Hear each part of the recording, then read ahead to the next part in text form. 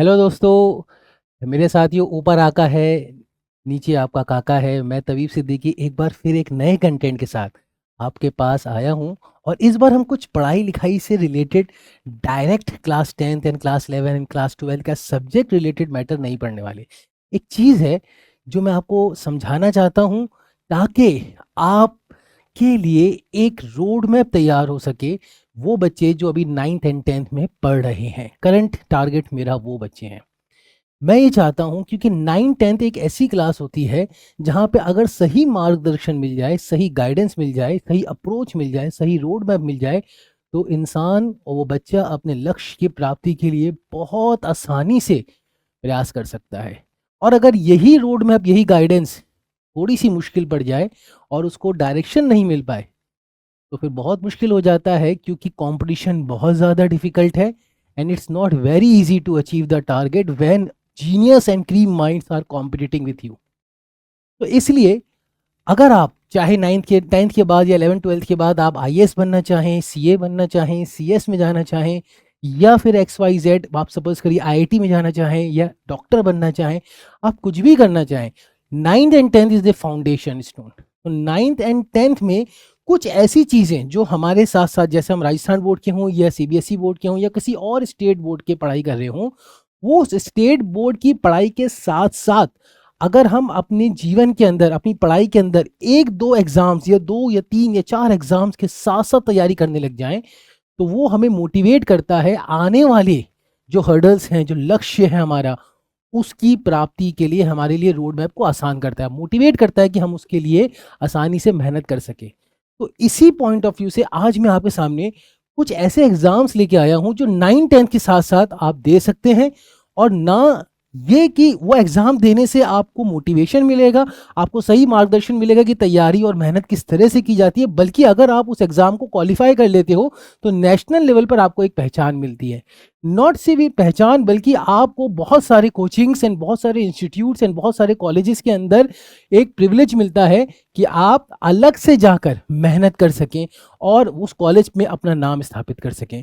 तो बिल्कुल सही है कि हम 9th 10th में रहते हुए कौन कौन से एग्जाम्स दे सकते हैं जो कि आपके माइंड को भी शार्पन कर सके हैं और आपके स्किल्स को भी एग्जीक्यूट कर सके, ताकि आपकी क्षमता एकदम निखर के सामने आए।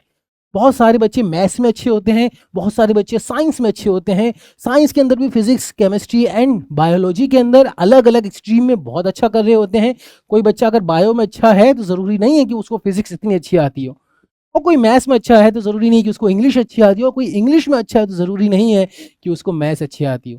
तो अगर आप अपने स्किल्स को, यानी आप शो करना चाहते हैं ना सिर्फ अपने गुरुजनों को बल्कि अपने घर को, अपने दोस्तों को, कि यार ये मेरी एक स्ट्रीम है जहाँ पे मैं एक्स्ट्रा ऑर्डिनरी परफॉर्म करता हूँ, वो साइंस भी हो सकती है, वो मैथ्स भी हो सकती है, वो इंग्लिश भी हो सकती है, तो this is the right competitive exam जो आपके कट एज कॉम्पिटिशन के अंदर आपको तैयार करता है और आपके पोटेंशियल को मैक्सिमाइज करके उभारता है। तो आज हम कोशिश करेंगे कि कुछ एग्जाम, यानी अगर आप देखें तो ऐसे जो भी छात्र अगर इन एग्जाम्स को पास आउट करेंगे तो उनको राष्ट्रीय स्तर पर पहचान मिलती है, और ऐसे एग्जाम उनको जरूर देने चाहिए। एक्सट्रीमली इंपॉर्टेंट है कि वो एग्जाम्स दें, चाहे उनकी तैयारी उस लेवल की ना भी हो, लेकिन वो एग्जाम की कुछ तैयारी जो करेंगे उस दौरान प्रिपरेशन के टाइम, तो एक कॉम्पिटिटिव एनवायरनमेंट का उनको एहसास होगा। यही वजह है दोस्तों कि इस देश के सारे कोचिंग इंस्टीट्यूट, लगभग सारे कोचिंग इंस्टीट्यूट जो कि फाउंडेशन के अंदर तैयारी कराते हैं, उनकी एकमात्र प्रायोरिटी ये होती है कि बच्चों का ओलंपियाड में सिलेक्शन हो।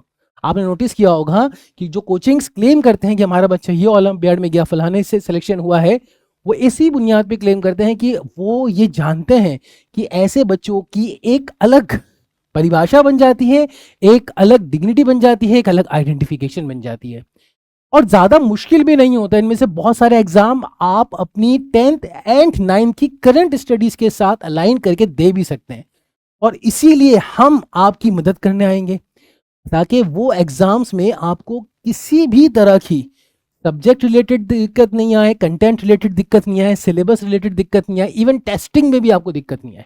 हम ये इंश्योर करते हैं कि वो एग्जाम आपका सफलता के साथ पूर्ण हो जाए।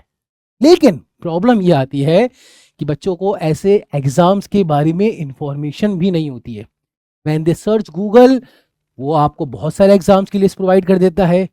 when they ask some of the school teachers, their friends, उनको सही डायरेक्शन नहीं मिलता है।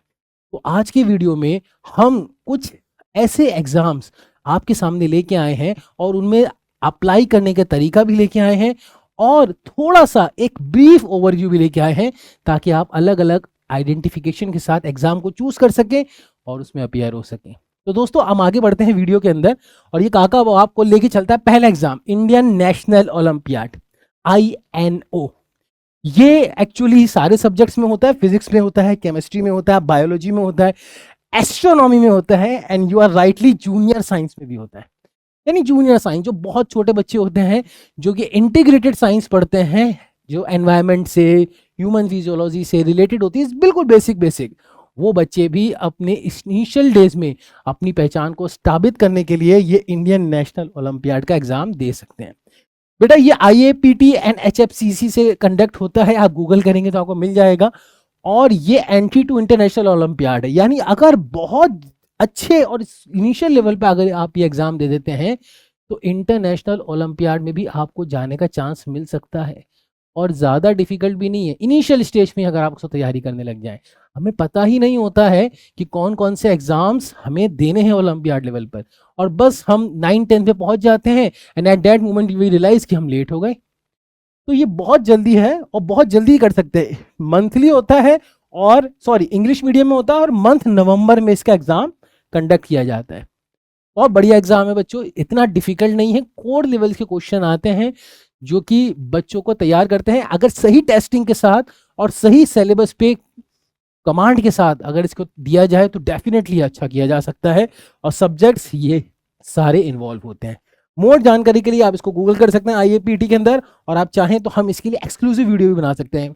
आपको कमेंट करना पड़ेगा, हम बनाएंगे भी जरूर। नेक्स्ट है नेशनल ओलंपियाड, SOF। एक्चुअली ये बहुत सारे बच्चे ने सुना भी होगा और बहुत पॉपुलर ओलंपियाड एग्जाम है। ये भी science, maths and English and you can know sports and computer science. देखिए ना कितनी वैरायटी है। हमने आज तक सुन रखा था कि ओलंपियाड सिर्फ मैथ्स में होता है या ओलंपियाड सिर्फ साइंस में होता है। नहीं भैया, ओलंपियाड इंग्लिश में भी होता है, ओलंपियाड स्पोर्ट्स में भी होता है। तो इट्स गुड कि हम इनके बारे में भी थोड़ा सा एक्सप्लोर करें। इसकी वेबसाइट्स पे आप जा सकते हैं, SOFWORLD.org पे आप जाएं और वहां से इंफॉर्मेशन कलेक्ट करें। कोई डाउट हो तो हमारी टीम को कांटेक्ट करें, मुझे कांटेक्ट करें। हमें अगर किसी पर्टिकुलर डाउट के रिलेटेड वीडियो बनाना पड़े या इस एग्जाम को ऑल टुगेदर एक्सप्लोर करने के लिए वीडियो बनाना पड़े तो वो भी हम बनाएंगे। रिवॉर्ड्स आपके सामने हैं, गोल्ड मेडल ही मिलता है, 50,000 तक के कैश प्राइस मिलते हैं। अगेन ये मंथ नवंबर में होता है। Science olympiad foundation, SOF foundation इसको कंडक्ट कराती है। ठीक है, जो नेक्स्ट एग्जाम है वो जियोलॉजी, अर्थ साइंस से रिलेटेड होता है।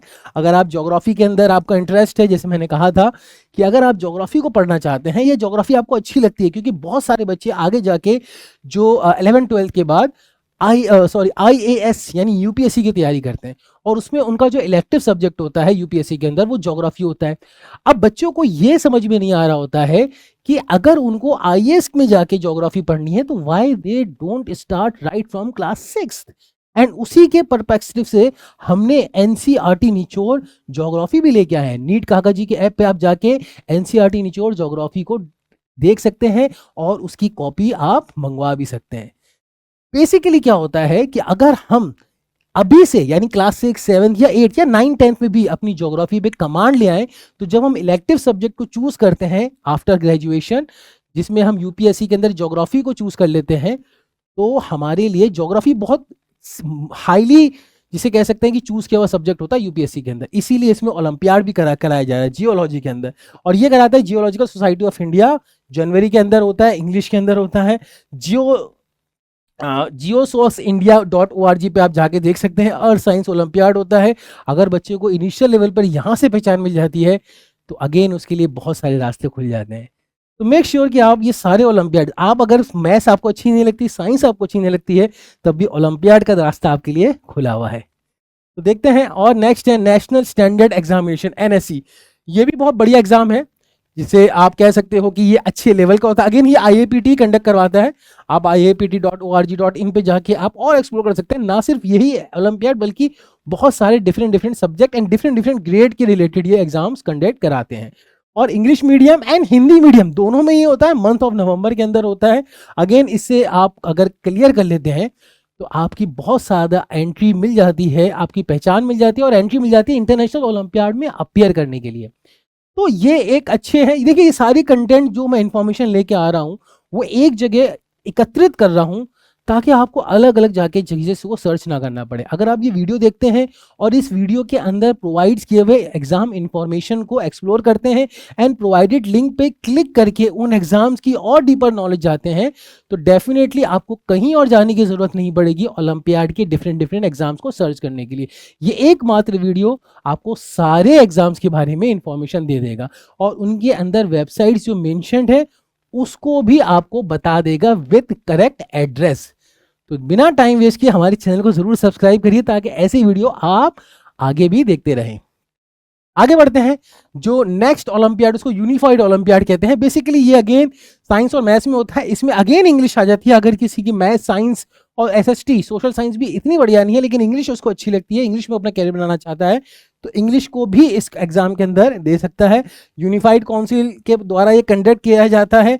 इसमें आपको रिवॉर्ड के टॉप में टैबलेट भी मिलती है, मोमेंटो भी मिलता है और प्लस ऑनलाइन कोचिंग फॉर जिसे कहते हैं फर्दर एक्सप्लोरेशन के अंदर होता है। ये यूनिफाइड काउंसिल के साथ किया जाता है। अच्छी तैयारी के साथ अगर ये एग्जाम देंगे तो डेफिनेटली, क्योंकि देखो बहुत सारे बच्चों को तो पता ही नहीं होता है, इसलिए अगर बहुत सारे बच्चे हमारे यहाँ इंडिया के अंदर डिफरेंट स्कूल्स के अंदर जो पढ़ रहे होते हैं, जिनका इंग्लिश अच्छी होती है, जिनकी ज्योग्राफी अच्छी होती है, जिनकी साइंस या मैथ्स अच्छी होती है और इतनी अच्छी होती है कि वो अच्छा कर रहे होते हैं, लेकिन उसके बाद भी क्योंकि उनको ओलंपियाड के एग्जाम की सही इंफॉर्मेशन नहीं होती है, ये नहीं पता होता कि कब देना चाहिए, किस टाइम देना चाहिए, कब डेट्स निकलती हैं, क्या सिलेबस होता है और कैसे तैयारी की जानी चाहिए, ये सारी मिस इन्फॉर्मेशन या लेस इन्फॉर्मेशन के चलते वो एग्जाम नहीं दे पाते हैं और बहुत सारे रिवॉर्ड से वो वंचित रह जाते हैं।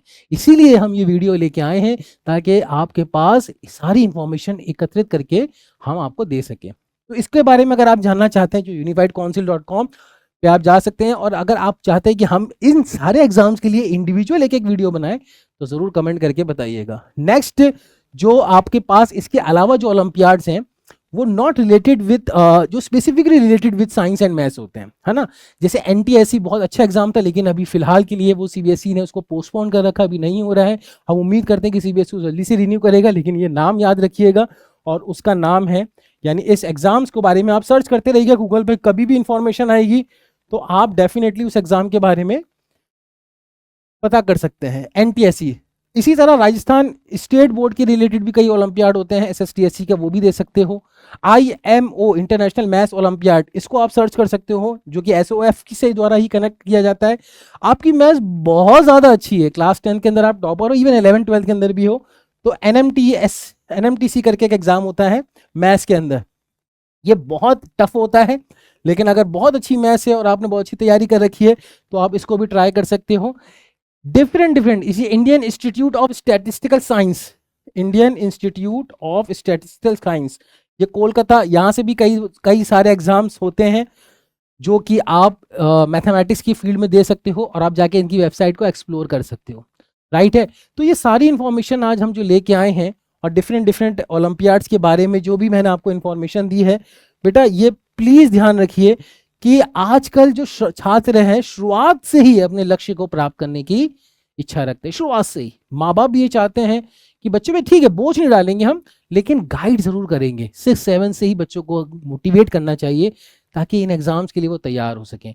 सब्जेक्ट अपना मनपसंद चूज करो, आपको इंग्लिश अच्छा लगता है इंग्लिश में ओलंपियाड दीजिए, आपको ज्योग्राफी, आपको मैथ्स, आपको फिजिक्स, आपको बायो, आपको केमिस्ट्री, एस्ट्रोनॉमी, स्पोर्ट्स, जिधर आपको ओलंपियाड देने का इच्छा हो वहां पे दीजिए।